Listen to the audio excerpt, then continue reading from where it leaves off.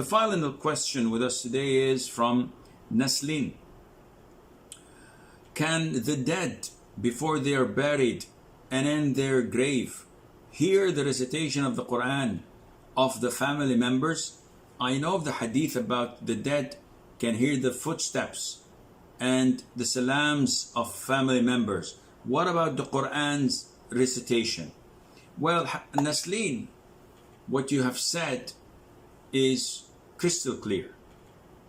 The Prophet told us, ﷺ, what will a deceased encounter before his soul is taken, and what would happen when he's placed in his grave. From the time his soul is taken until the time his body is placed in the grave and buried,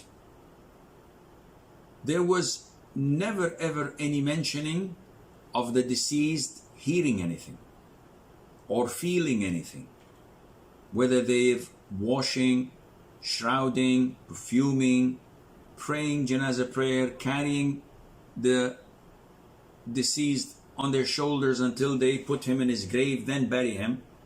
All of this time, he does not hear a thing. The Prophet tells us only when they start to leave the graveyard, he hears their flip-flops. He hears their sandals as they're walking away. So he doesn't hear their weeping or crying. He doesn't hear their dua for him. The only thing he hears is their footsteps as they are walking away from his grave. Therefore, there is no evidence, none whatsoever, that when you recite the Quran, the deceased hears it, or benefits from it, or that he's happy with it.